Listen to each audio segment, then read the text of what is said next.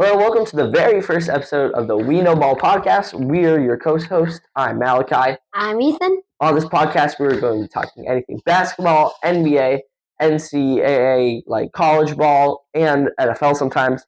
On our very first episode, and today's episode, we are going to be talking about the off-season trades and moves because there have been a lot. Yeah, let's go. 6 foot and under draft.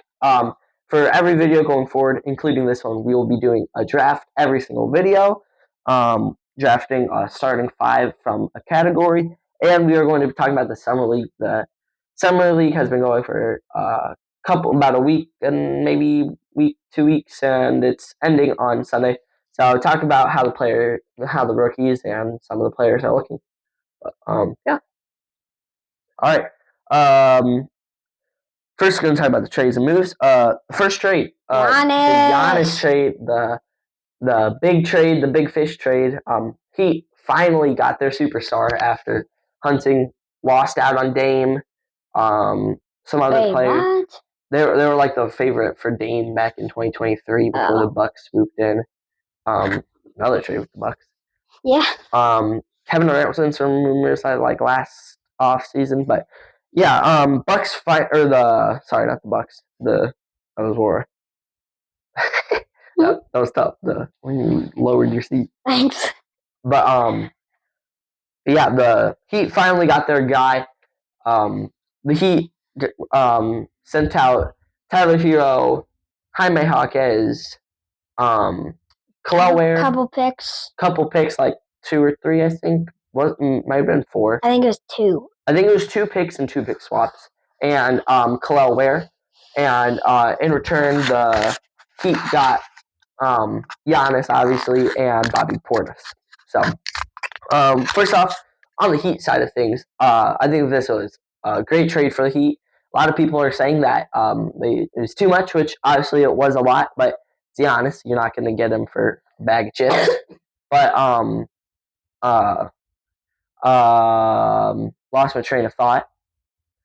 But yeah, the Heat got Giannis. Obviously, even though they got a lot of their roster, they were never in title contention before the trade. They were close. Now they are in the title race for this upcoming season. The East is stacked now. The Heat becoming one of the teams that are now more formidable. And haven't been good since LeBron. Well, they did make 2 finals in the last 6 years. Just forget what I said. Jimmy Butler, thank you. Also, Golden State Warrior. Yeah. If you don't know, I'm a Golden State Warrior fan. He's a Golden State Warrior fan. So just a little information. Anyways, back to the Giannis trade. Dub Nation for life. But to the Giannis trade, the Heat now I feel are great. The starting lineup is looking like Davion Mitchell.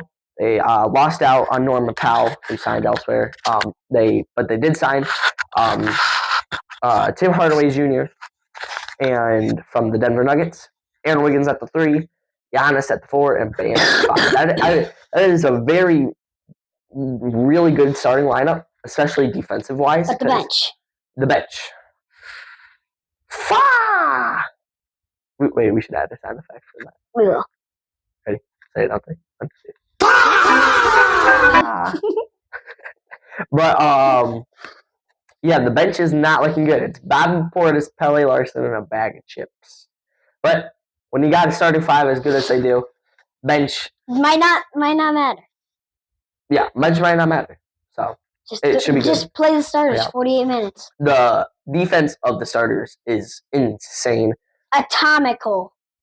Just made that word up. No, that's a real word. It is? Yeah. What does that mean?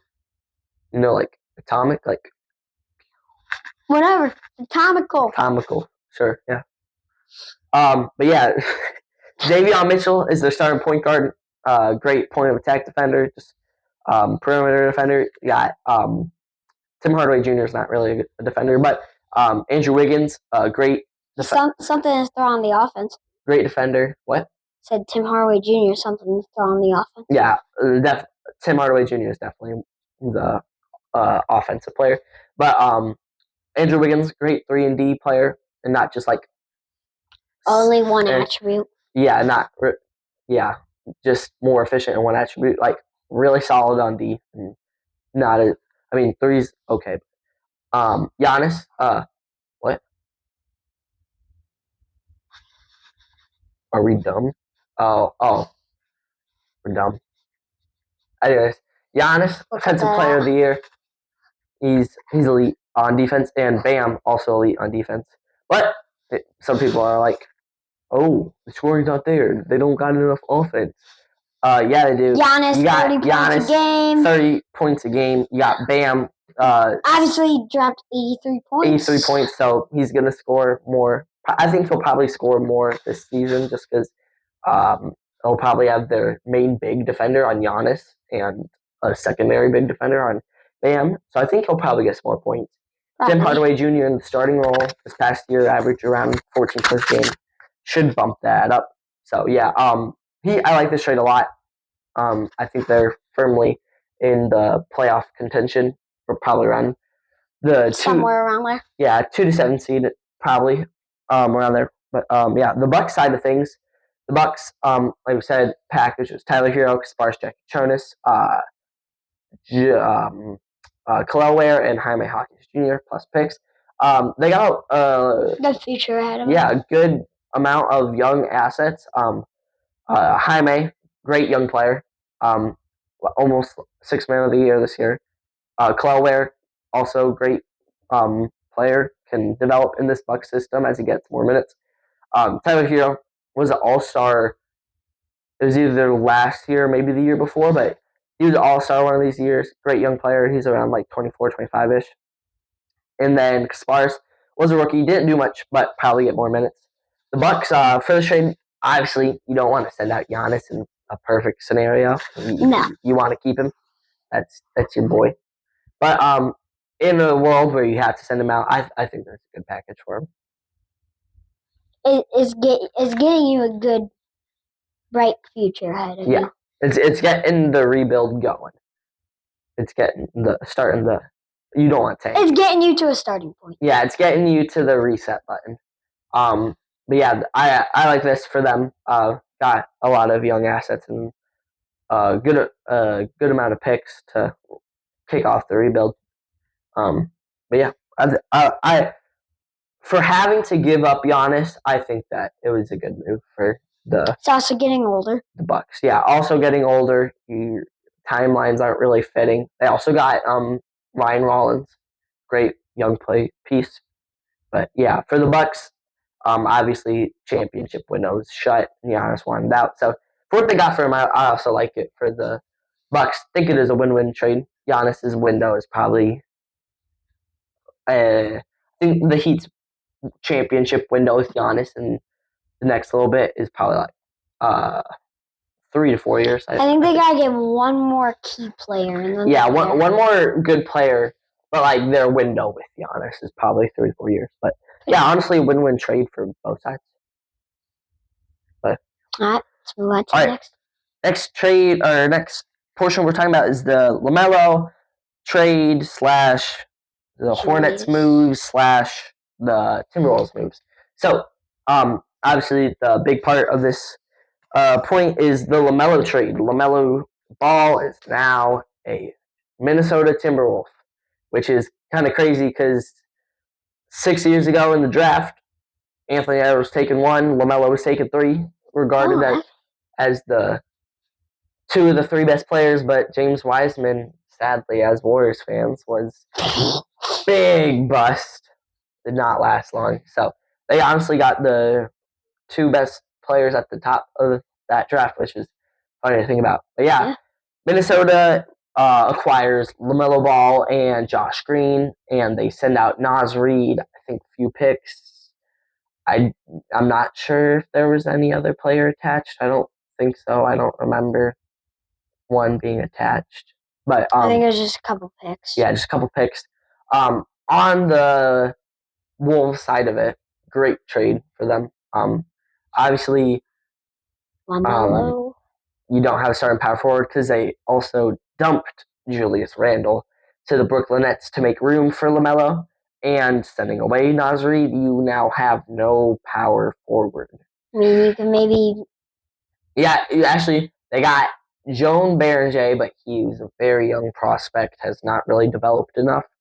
So, starting lineups looking like LaMelo at the 1, Ant at the 2, Io DeSumo at the 3, which I don't love. I don't like it at all. He's a shooting guard. He's a shooting not guard, a small forward. and I think he's best vitalized as maybe off the bench player. I was gonna say maybe switch LaMelo with Io. No, not LaMelo. If anything, you're switching Ant with Io, but you don't want Ant playing out of position. But Jaden McDaniels at the 4 and Rudy Gobert at the 5. Obviously, your 1, 2, 4, and 5 is like some of the best at their positions, even though Jaden McDaniels should be at the 3. But they have no depth other than shooting guards now. It's shooting guard. Io, Ant, Josh Green, Dante DiVincenzo, even though he's out. Isaiah Evans and Terrence Shannon Jr. Their whole bench is shooting guards. But I like the trade for the Hornets, but the fact that they had, I wish they could have like done away where they traded Dante DiVincenzo to the Hornets and maybe a few other players because he makes around $12 million. I don't see. It's close. I mean, I would just try to get off of Dante Wall. I just don't see a good future with Dante for the Wolves. Like. No, after the injury, he's gonna be and plus all the shooting guards you have. No, yeah. I understand you can play point guard, but just get rid of him. Try and get a half decent power forward. Yeah. Like just someone to help Jamie. I would like it. The Nuggets are like pretty close to over their edge, and they're trying to make room to re-sign Peyton Watson. If the Wolves go trade for Cam Johnson, and he's not terrible. Cam Johnson's he's like a 10-point per game. He didn't have the best start with the Nuggets, but they were really injured this year, and they weren't at their peak. They're like the Warriors, they're held together by a tape. Yeah. So if you ship Cam Johnson to the Wolves to start at their small forward and trade Dante to clear up cap space for the Nuggets and the Wolves get that makes their starting 5 really solid, and gets Io to the bench, which is I think is better used on the bench. I would like that trade, but because I feel like if you're giving him $112 million a year, or not a year, but like over 4 years. Yeah, so you're paying him a lot. Io's making a lot. He's making around 22. So if you're paying that much for him, I would try and get him a good amount of minutes. Yeah. Like if you throw him on the bench, get him the most amount of minutes you can on the bench because you're not trying to pay $22 million a year for using him barely at all. Yeah. So for the Wolves, in like the near sight for the Wolves, I don't really. I like the trade, but also it's the side effects of the depth. I also don't know how LaMelo's gonna fit with Ant again. Yeah, you don't like the fit. I just don't because they're both on ball dominant. Like it's just.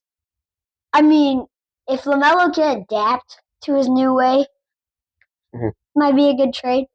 But it's just I see LaMelo as more on ball than as a catch and shoot or catching off something. I like it more because LaMelo is one of the best like playmaking guards in the game, and also the Wolves now without Randall, who probably took their second most shots a game, they need more shots, and they need more buckets now with Randall out, and also the bench is much thinner, so LaMelo taking not as many shots as Ant, but close to it. I think that I think they can both be more ball dominant players.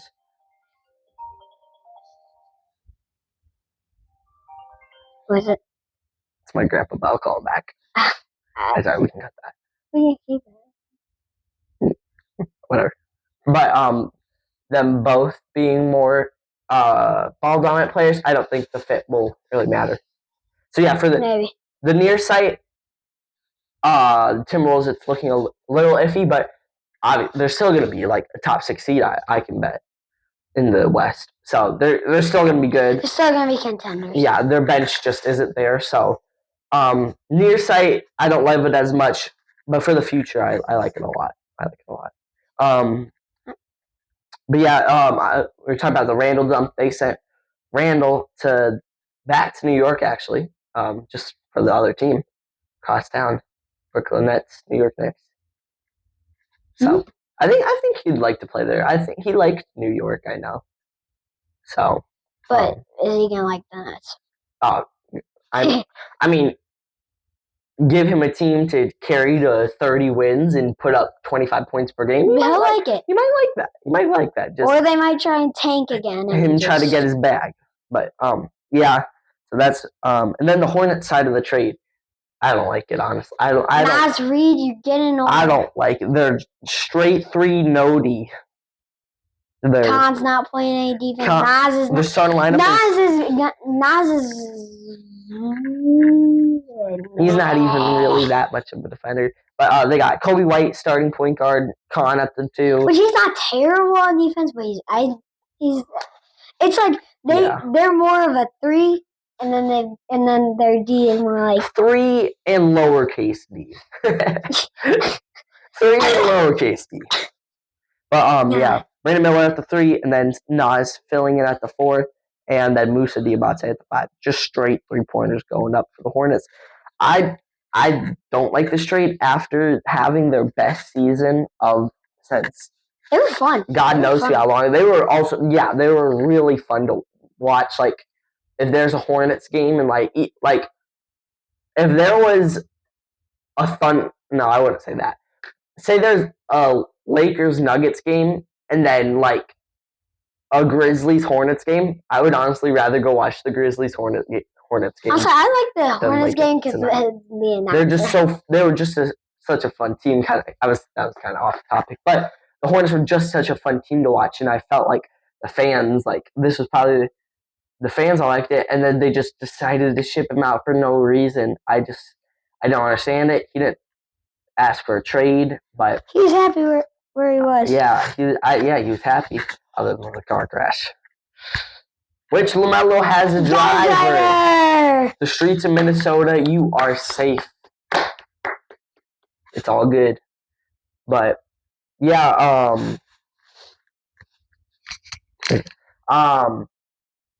but yeah, I just don't like it for the Hornets at all.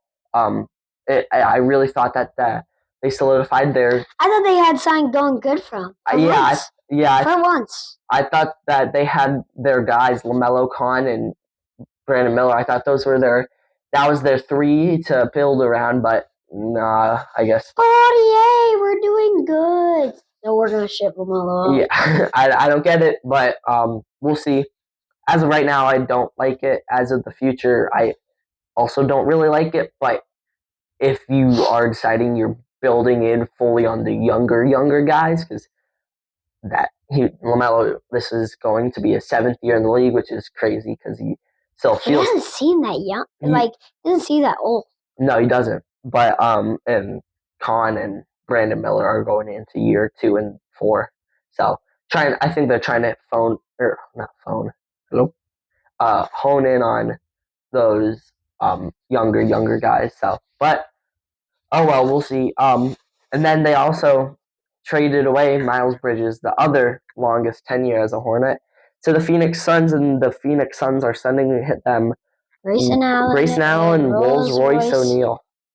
So also just 2 more knockdown threes. So literally, this is going to be the most 3-pointers we've seen on a team. Yeah, this might be one of the most threes attempted by. Actually, I think I'd stand behind that take.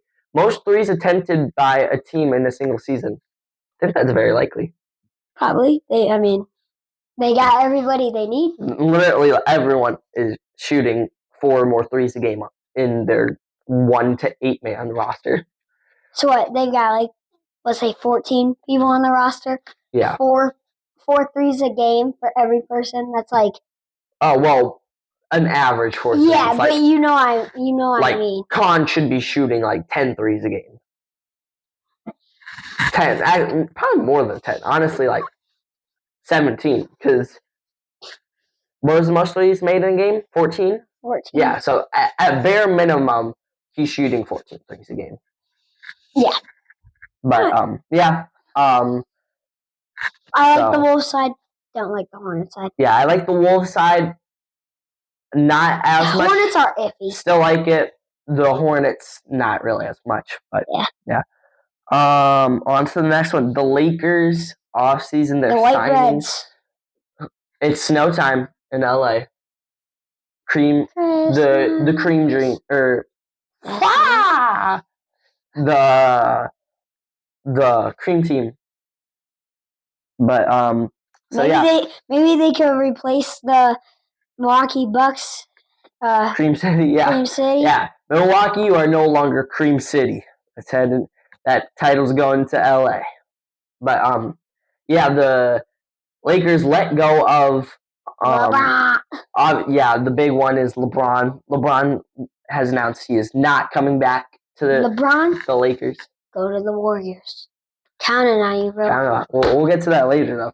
But LeBron has announced he's not playing for the Lakers this season from the 2026-2027 season. He had a stint of, I believe he played 8 years in LA. Long time. 8 or 9, yeah. Long time. And then, so yeah, they also let go. Marcus Smart left. He signed with the Rockets. Decent pickup for them after the season he had. I would say he had one of his better seasons recently. And then Luke Kennard, which I really thought they were going to bring back after. Dude, he's cooking. He went. He signed in Phoenix. Not terrible. Yeah, not terrible signing. Kind of replaced Grayson Allen, honestly.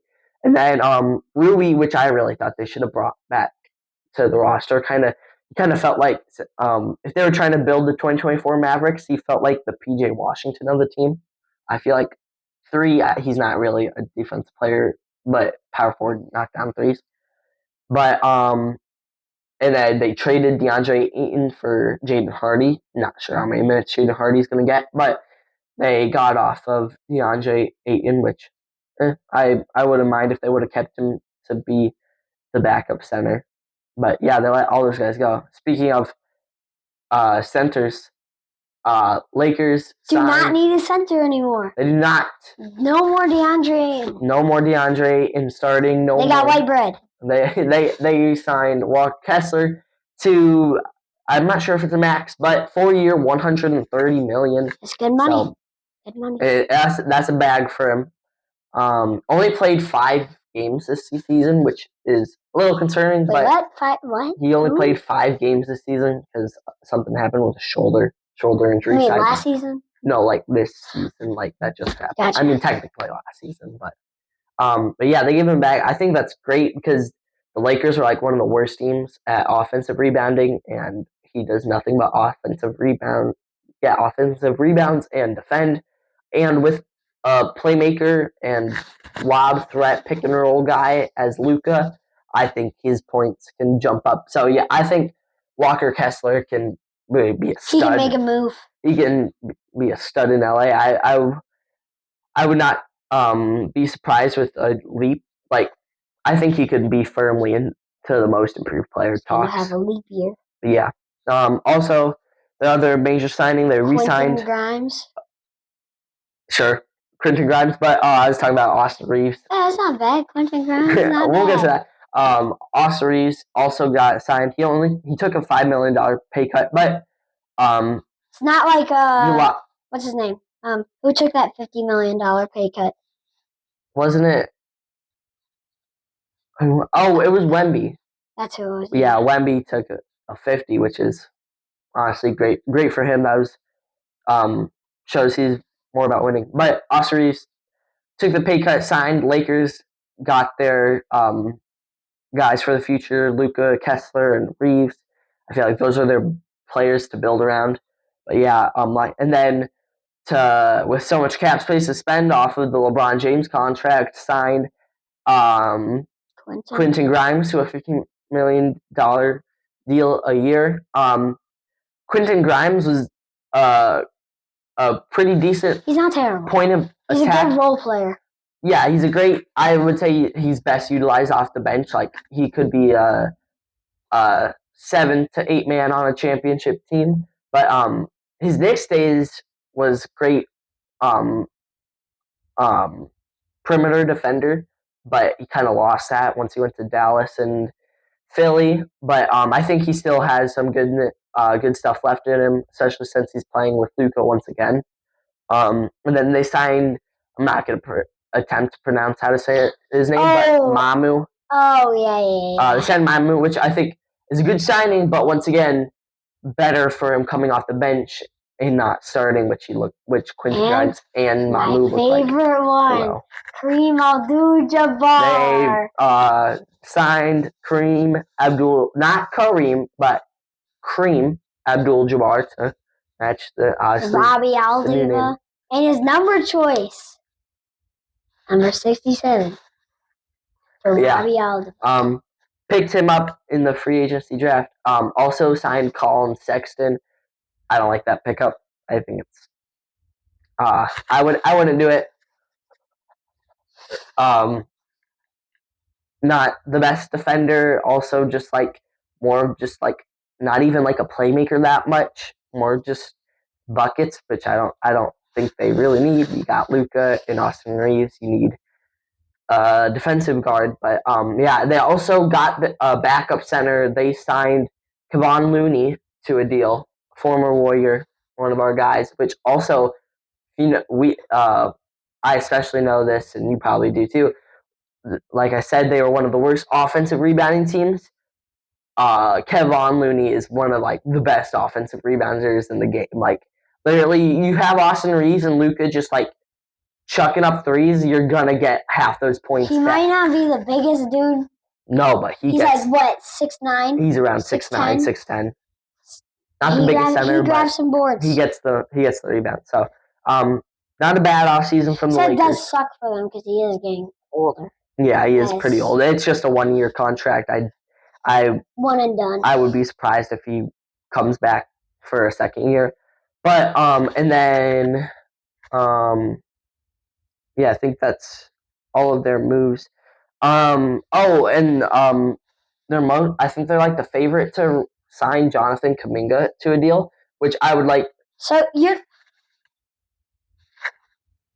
go from Golden State Warriors to Hawks for like half a year, and then you want to go to the freaking Lakers. Like, just stay on a team for like at least a little longer. Well, I don't think the Hawks want to give him some money. I think they just would rather. He's a good player, though. Which is why the Lakers are favoriting and interested in him. I would like that for the Lakers.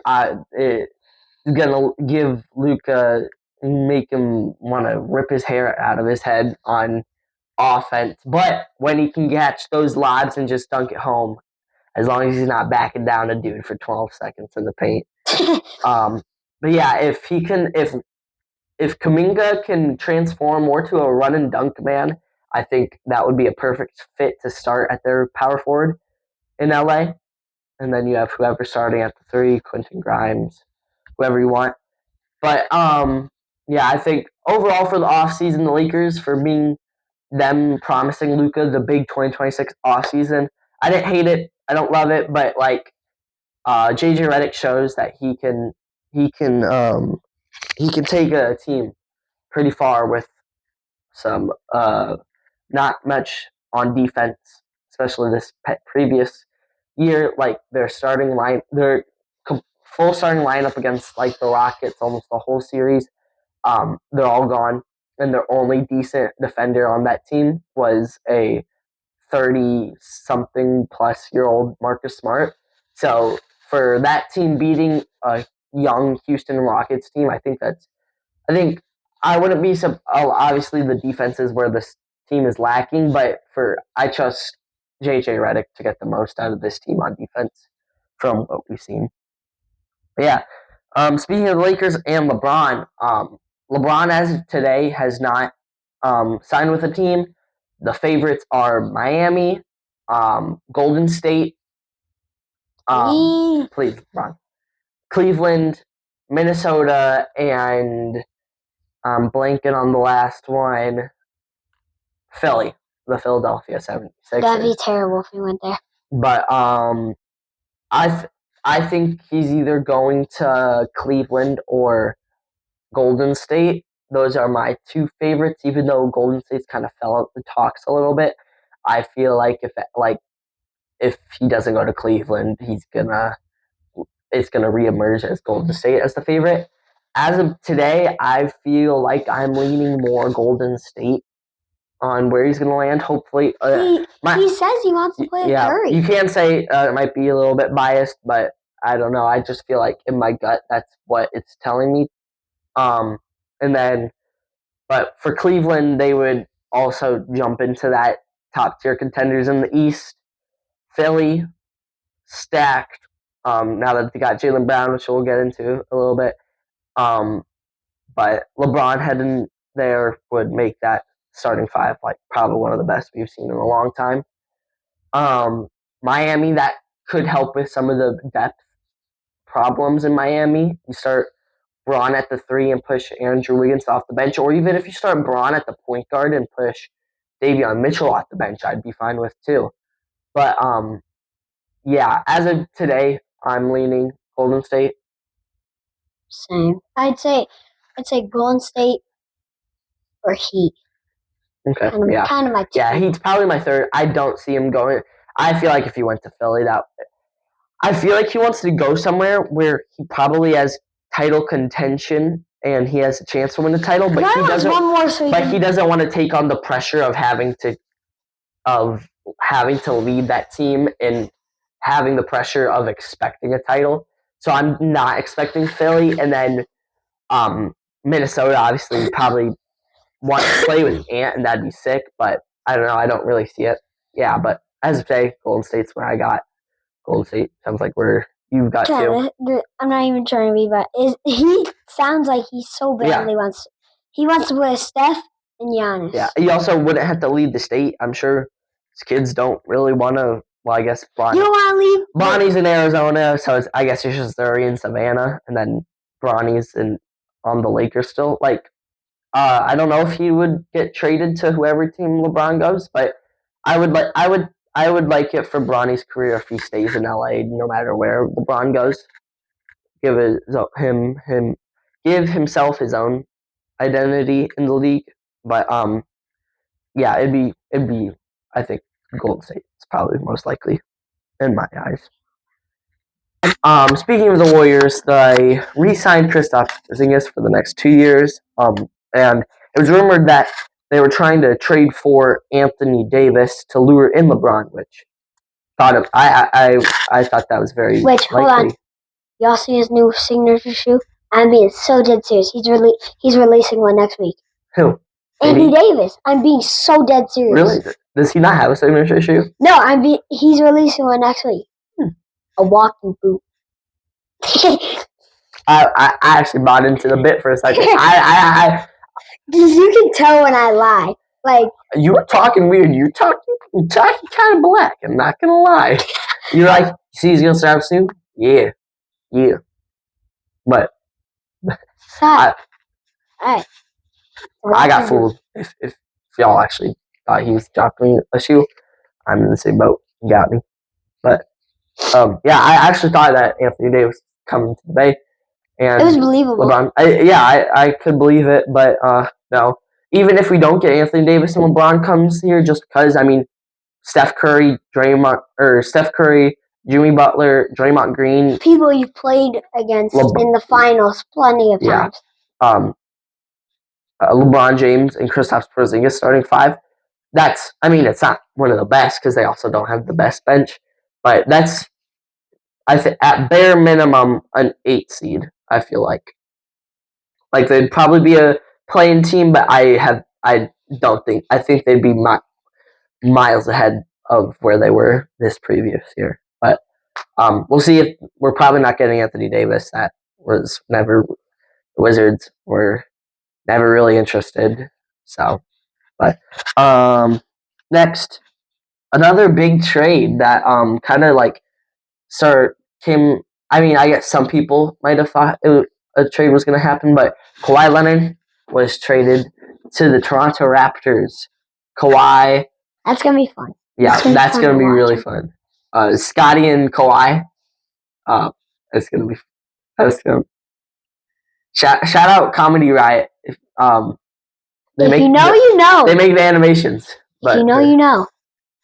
But yeah, if you know ball, this podcast is for you. If you know. But yeah, they sent out. Or they sent to Toronto. Sent to the Clippers. Brandon Ingram and I think one other guy that I'm forgetting, but that's the main stuff. For Toronto, this also another team that's now firmly in the title race for the East. This team is going to be good. They won around 44 games this year, I think. Replacing Brandon Ingram with Kawhi, I think at least another 10 games. So you're at bare minimum a 50 win team this year, which is pretty good. So yeah, not even pretty good. That's really good. Well, yeah, really good. The defense is going to be insane with Kawhi and Scotty. That's nuts. And then if you Kawhi, Scotty, and then you're playing Colin Boyles as your backup 5, that defense is crazy right there. No one's getting. And you still got offense. And the offense of Kawhi, double 2-way. Scotty's not as great on offense, but still reliable bucket. RJ Barrett and Quickly, not really defense, but they're microwave offensive scores. So, yeah, I like this trade a lot for Toronto. I think that they weren't really, obviously they probably would have made the playoffs maybe this year, but even without Kawhi. But now they're firmly, I think they're top 3 to 4 seed for sure. And then the Clipper side of things, I don't mind it. Kawhi's old. You're another rebuilding team. Also, we got stuff he's going. Yeah, the situation with the investigation about the whatever tree planting company Steve Ballmer owned. That's why the Kawhi trade actually is on pause. I'm not sure if it's fully gone through yet. It probably will. It most likely will. But yeah, with all that stuff, I think it was best for LA just to move on of Kawhi. The era's over. You already traded Paul George, Norman Powell, James Harden, Ivica Zubac. Those were your guys that was your team you built around Kawhi, and traded them all. I didn't think it made too much sense to keep him. So I think it was best for the Clippers. Now this is going to be a crazy lineup with. It's going to be pretty weird. Garland, Keaton Wagner, Wagler, whatever, however you pronounce it. Brandon Ingram, Rui, and Brooke Lopez. That's it's like a roller coaster. Yeah, the most hodgepodge starting line. It's like you're going up. That's the Suicide Squad of the NBA. The just throwing together people. But yeah, I don't mind it for LA. I think it was best to move on, and then Toronto, I love it for them. Another big trade, I would say the second biggest trade of the offseason. The Jaylen Brown trade. The Boston Celtics. What are we doing, Celtics? Yeah, I don't know. What are we doing? I think the more I thought that's going on me, I'll explain why. But the Celtics are sending Jaylen Brown to the What are we doing? Yeah, but Celtics sending Jaylen Brown to the crosstown rivals in the Philadelphia 76ers for Return of the Mac, Paul George. And I think that Boston might have. I think it was 2 picks, I believe, and maybe 2 second rounders, 2 firsts and 2 seconds. But the picks, I mean, of course, you'd like to take picks. Paul George, obviously not what he was pre-Philly, but still a solid starter in the league. So in Boston, also they signed Mitchell Robinson, stolen from another rival from the Knicks. So they're just making deals with all their most hated teams. But I think though they'll still be a great regular season team because Joe Mazzulla obviously shown that he takes these teams that aren't the most star-studded teams to something. Yeah, he took the Celtics this year. No Tatum to the second seed they didn't have Tatum until March 6th. It was my birthday when Jason Tatum first played, but I remember that. So he didn't play for a long time. I think the regular season, the Boston should be in that top 6 seed range, but in the not off season, the playoffs, the postseason, I'm not sure if they'll make it past the first round. I think second round is their max for me personally. But Philly, Philly. Balling on the beach. You're getting buckets. You got Tyrese Maxey, straight bucket. VJ Edgecombe, bucket, also probably a little bit of defense in there. Jaylen Brown, bucket, also a little bit of defense. Dean Wade, spot up shooter defense, and Joel Embiid for probably if he can stay healthy, or if honestly Embiid, I feel like that's kind of like a really bad way to say it. I was gonna say if everybody can stay healthy, you'll be really good. But that's how every team. Obviously, if you stay healthy, you're gonna be good. If Joel Embiid plays 40 games, I would view it as a success for Joel Embiid in particular. By the way, that's only half the season. Like that's like bare minimum stuff to play. But even without Joel, you have the offense to make up for it. They signed Anthony Simons to a deal which I thought was great. It was pretty cheap too. It was like 2 years, $12 million, so $6 million a year. Got a steal in the draft in LeBaron Philon. They literally another just straight bucket scorer. They also signed Knicks center who didn't really get much playing time, Ariel Hukporti. He could turn out to be something. The Philly drafting system, maybe not so much for bigs, but for guards. Obviously, Maxey, Edgecombe, Jared McCain, which they shipped out, which I don't really get the pick of LeBaron. I know he fell a lot, so that's why you picked him, and he was obviously the best player on the board. But you drafted away a young shooting guard or young scoring guard because you probably didn't want to have a younger player that'll develop to come off the bench, even though you just did. So it doesn't really make sense drafting fit wise, but I think they should be solid. Their front court is definitely where the team like deepness of the rosters definitely starts to fail, but they're in my eyes, I think they're bare minimum top 5 seed in the East. 100%. Bare minimum. I can see it. So, yeah. So excited. Like it for the off season, definitely not for your future. For now, kind of on he was coming out or he was going out of today, Junior. He was coming out of the team anyways. I don't know why, because he never requested a trade apparently. So I don't know why you send him away. But oh well, it happened. So yeah, I like the trade a lot for Philly. Obviously, it was just great steal.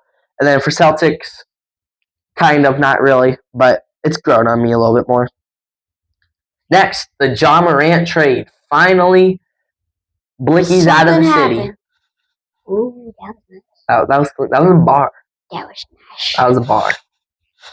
So yeah, Ja Morant is going to the Portland Trailblazers for Jeremy Grant and Chris Murray, not to be confused. Keegan Murray, twin brother, or maybe not twin, but they look exactly the same. In like a second, wasn't very much for Ja Morant. Obviously, his asking price was like dirt poor, so seems about right. But for Portland, I don't love it. I don't hate it though. You got a lot of guards now. I think they probably trade one of them it's kind of like a the deadline situation. Yeah, it's shooting guards. T-Bull, it's not even shooting; it's more point guards because. Well, I mean, like shooting guard. Yeah, they're both guards. I see. But Drew Holiday, Shaden Sharp, Damian Lillard, John Morant, and Scoot Henderson. If I had to put money on it, they're trading.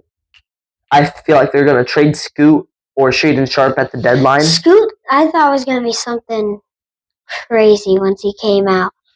Yeah, everyone thought he was. Yeah, I was probably more on the casual side of the NBA, so I didn't really know the draft players going into it at 11 years old. But yeah, so I bet you they trade their stuff. They're not gonna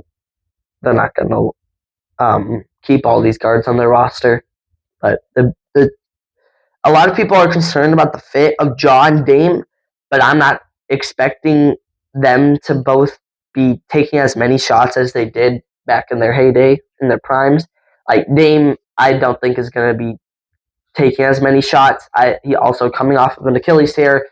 I bet you he is more at a 20, like more off ball. Like if you just send him to the corner in the wing and just have Ja like attack, like halfback dive into the hoop. If shots there, easy bucket. If it's not there, kick out. Dame's knocking it down.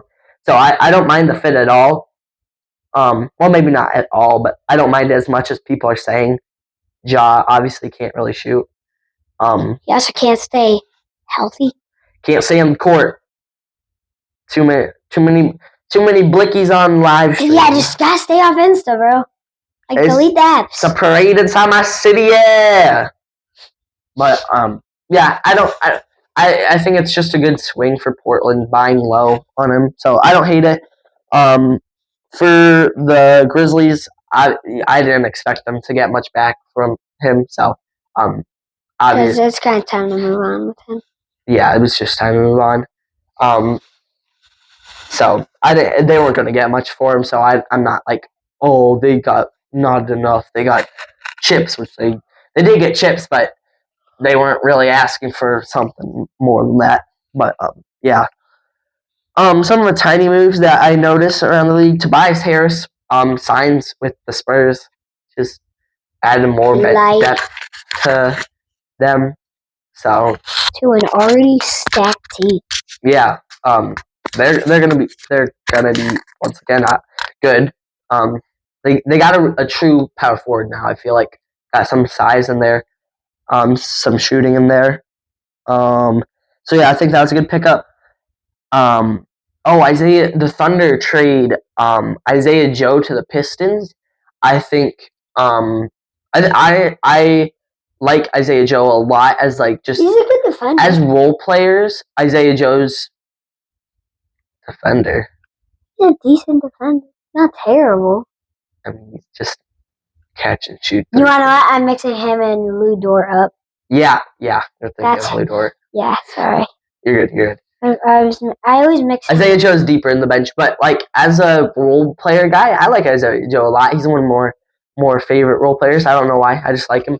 But I like that pickup for Detroit. More shooting, more shot making ability next to Cade. They just need more of that.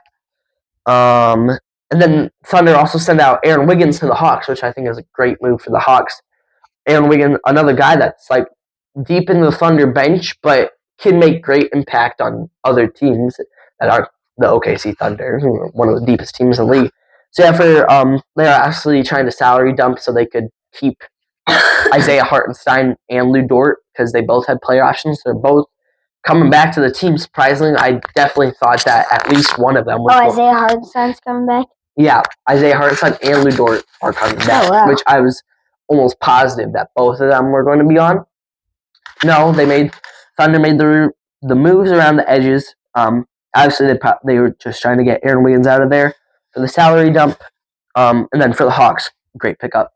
Another East team, Pacers. They sign Kelly Oubre Jr. to add to their bench, which I think that's a great move for them. I feel like they're not really one of the deepest teams. And like they're not like coming off that finals. I felt like we were like, oh yeah, this Pacers team is a really good team. They're not the deepest team. They had a crazy run, but I'm not a fan of their bench. Adding him to that bench, I think, is great move for them. So I like that a lot. Hey, you never know. Obviously, they didn't have a crazy bench when Hallie was playing, and they still made something happen. Yeah. They still made it happen. This year, what? The Pacers, they didn't have Hallie. It made something happen. No. I'm talking about when they had Hallie. Oh, they still had like a crazy bench, but they still made it happen. They made the run. Yeah, I see. All right, my bad. I see what you're saying. Yeah. And then back to the Pistons. Jalen Duren, also not signed with anywhere yet, but it looked like he was gonna go somewhere else. I saw something that the Kings were one of the teams interested. I assume the only reason why he'd go there is just to get a bag and just put up shots and try and score the ball. Just boost his value and everything. But I feel like he's gonna re-sign in Detroit. I just feel like it. I'll call him back later. But I feel like he's gonna be being a Detroit Piston at the start of this next season. Okay, Summer League. The players. We'll do that last. Some of the highlights. DeBanster versus Peterson happened. That was a fun game. Really fun game. Wizards. It looked like it was a blowout from the Wizards. I even I left to go to the kitchen. I think I went to get ice cream or something, and I came back and it was I was out there for a little bit, and they came back. It was really good. It got close towards the end. Peterson, AJ definitely outshined Darren Peterson. But I also think Darren was thinking too much about this match. I think so too. I'm guessing he's like, oh, I'm the number 2 pick. He's the number 1 pick. And obviously you saw a bunch of these rookies are trying to prove why they're number 1. And so I'm guessing he's like, oh, I'm number 2, I'm number 1. I want to destroy this guy to show why I should have been over him. Yeah. I think he was just getting into it. Yeah, I think he was in his head a little too much. But AJ definitely outshined him. He had around 27 points, something like that. He did really good. Showed his finishing abilities. Looked a little SGA with the flopping, but I think it should be fine. But Darren, 9 fouls in the game and 8 turnovers. 8 turnovers on 24 points, which his 24th point was end of game buzzer 3. So he honestly should have ended with about 21 around the 20 mark. Not the best game from Darren, but those 2 games he played before it, those were some master classes that AJ DeBansta showed me in that game, in the Jazz versus Wizards game, that he's going to be a future star in the league. Darren Peterson in the games before solidified for me that he will be a future star in the league. He had 28 points in one of his games. I think it was against the Cam Boozer Grizzlies too. Cameron Boozer also kind of solidified himself. But the way Peterson just scores, the 3 ball is just there, literally just smooth as butter. The I want to say bag work, but the moves he has are there. He gets to his spots and gets to the rim with ease. There's one where it was just it wasn't even he had separation. Honestly, he just I don't know how how to describe it, but he just got to the rim and just laid it up so easily, and it just, I'm how he looked like he didn't even break a sweat too. He's just walking back straight faced, it was crazy. But yeah, they're gonna both be studs. They've shown out in Summer League. And then Boozer, the Memphis Grizzlies versus the Chicago Bulls. That was a good game. That was a great game. I didn't watch it, but I saw some clips. Boozer had a good game, but way wildly outshined by Caleb Wilson, who had 35 points. I'm pretty sure that was the record for most points in a G League or a Summer League debut. On 7 threes. He only made 7 threes his entire year at UNC. He made 7 threes in his first Summer League game. Hey, he was working. He was working. Yeah, and usually with guys that more pull up or take threes more once they get to the NBA, I get worried because I get some worries because it makes me feel like they're taking the easy shots and they're not like they're bigger. Use your size. Don't scare away from the physicality. But no, he also crazy on defense. Just great game from Caleb Wilson. And then Boozer, while he didn't have the crazy performances like those other three guys, he was steadily had good games one after another. So he showed me he probably has one of the higher ceilings out of these guys, or has one of the higher floors, but probably one of the lower ceilings. But that's still very solid. Like he's gonna be great. What else was it? Love Cameron Boozer, bro. Love him. Yeah, Cameron Boozer is his guy. He's a Duke fan. I'm probably more Arizona Duke, probably more Arizona than Duke, but also I'll root for him. He's Duke guy, so but yeah, Cameron Boozer is his guy. Moving on, both of our guys are both of our guy.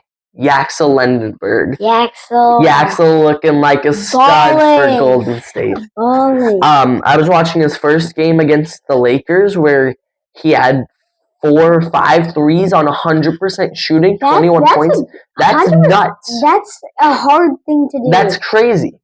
And like literally all of his threes, like straight net. Like there's nothing but net. But then there's the ones that like by definition are nothing but net. That just you know what I'm talking about. Yeah. Those were like all, you don't even see the net go. Yeah, like practically like that. That was all his shots, all of his threes. So he looks like a stud. He threw down one.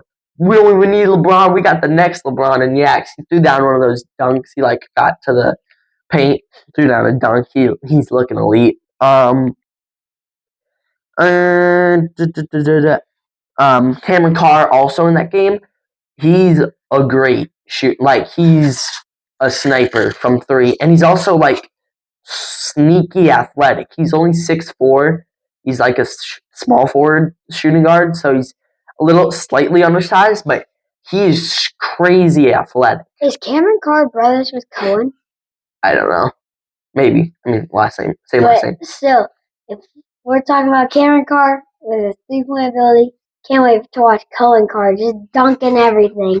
You search up his highlights, all it is dunk, dunk, dunk, dunk. He's gonna play for Duke this year? No, I think he's staying with Michigan State. Oh, he's on Michigan. Yeah, he's on Michigan State though. Okay, I thought you told me he's playing for Duke. Never mind. There's some guy I told you. Yeah, Cameron Carr, sneaky athletic and crazy 3-point ability. And A.J. Mara, I have a little bit of worries. He hasn't had one of like a crazy game, but he hasn't had a bad game. But there's one clip that's been popping up on the internet of him where his guy he's the help defender at the rim, and his teammate gets beat, and he's supposed to step up. He stayed right at the rim, and the guy went straight to the rim. He didn't even go straight to the rim, and he stepped out of the way. A 6'3", 260 probably, something like that, stepped out of the way for like a small forward, 6'6", 6'7" guy. Like I was like, what are we doing? Do you think he was getting dunked on? No, it's not even that. He just like, I don't know. It worries me because, like I said before, bigger guys who scare away from the physicality in the NBA. I like that. Just shows me that their offense isn't as developed and they're more of a raw prospect to me. Morris Johnson, he had that one crazy game I saw. I don't remember what it was. It was like 28 points. It was nuts. I wasn't the biggest fan of the pick at first. Watching him now, the defensive upside of him, Cooper Flagg, and Derek Lively, if he's healthy, like that's a crazy defensive trio. They also got Kyrie, but he's not defense, but he's that's gonna be a good. Mavs, I'm not sure on where they're gonna land, but yeah, they should be good. And then the guards, the main 4 guards of the top 10. We start with Darius Acuff. He's looking like he's I think he should be he's gonna shoot the most shots on the team this year for the Kings, and I bet you he's gonna average the most points. He's gonna just be. He's just a pure scorer. Yeah, he's just gonna be getting straight buckets this year. So yeah, excited to see him play. Not much defense, but then Michael Brown. I haven't really watched much on him. I remember watching his first game. He straight up three, but that duo backcourt of him and Yegor Demon should be nice. Not much to say about him. And then Keaton's first game was a little bit worrying. He didn't really get to the rim. He had 7 points. It was kind of I wasn't sure before the top guys that I feel like had the most bust potential. I feel like it's Keaton and the other guard we're going to talk about, Kingston Flemings. I don't know what it is, but I feel like their game part of me just feels like it's not going to translate to the NBA. I don't say Kingston, but Keaton has a little tiny daylight. Keaton's spot. looking more likely to me because also he had that one game where he had 23 points and 18 of his 23 came in either the third or the fourth quarter. But that showed me, I'm like, oh, okay, he's probably he's got more flashes. I don't really have I'd be glad to be proven wrong because I want to see good careers out of these guys. But Kingston, I feel like for me, I'm not expecting crazy amount of productiveness out of Kingston. And then Keaton, I'd very much like to see some, and I'm expecting more, but I feel like he also has bust potential. Last segment, our daily video draft, our 6 foot and under draft. Get the iPad, yep. We'll be drafting teams. Snake draft. Actually, honorable mention, Malik Thomas. Oh, yep. A 32nd pick. Was it 32nd or was it 35th? Third. Somewhere in that range. But balling for what you fell at, you're playing really good. Yeah. I think to him. Another you just gotta check that.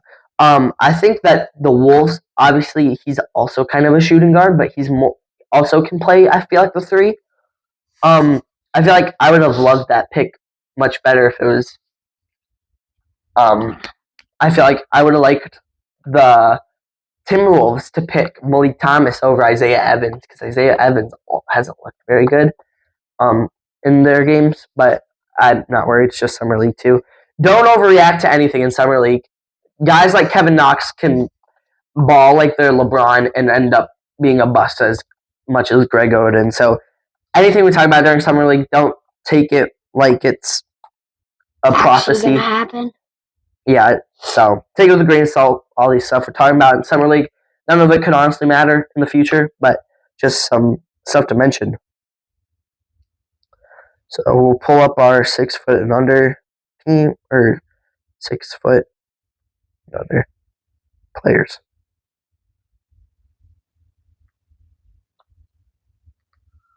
Okay, I got mine. Want to do rock, paper, scissors to decide? Yeah. We also got to place them at where we want them. Yeah, at the positions we want them. Yeah. Here, grab that paper thing. Or grab the paper. It's okay. We'll just. Okay. I'm sure we can remember.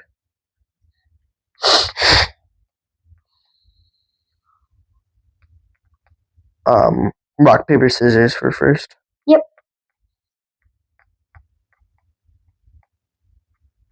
Got your thing? Yeah. Okay. Alright, ready? Rock, paper. Wait, hon. Scissors, paper, rock. Dang it. I was kind of late, but oh well. So, at my first pick, going at my small forward, we are choosing Chris Paul. Alright, you go. Okay. With my first pick. Oh, you're on the same ad. I will be selecting Allen Iverson. Yep, knew it. Okay, where's he going?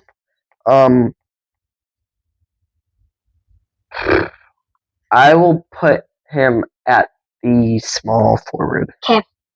At my center, we're going to put Tim Hardaway Jr. Or not Jr., sorry. Tim Hardaway Sr. Okay. Just Tim Hardaway. At my... Are we allowed to move the lineup around? Yeah, you can move it if you want. Actually, no, I'll keep it. At my 4, I'm going to pick Kyle Lowry. Dang it! Okay. Alright, so I got my centers. So at my point guard, I'm going to choose Kemba Walker. Okay. At my point guard.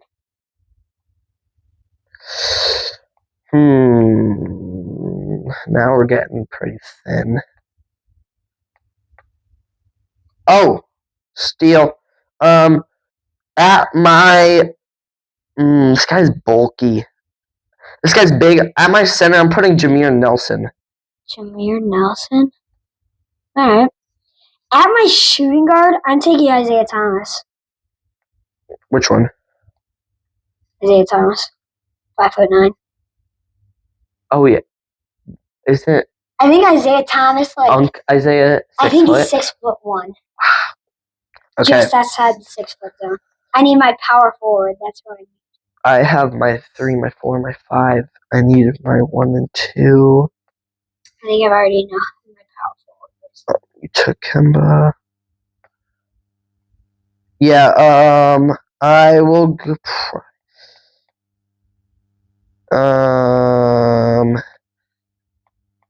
shoot. Oh, shootings.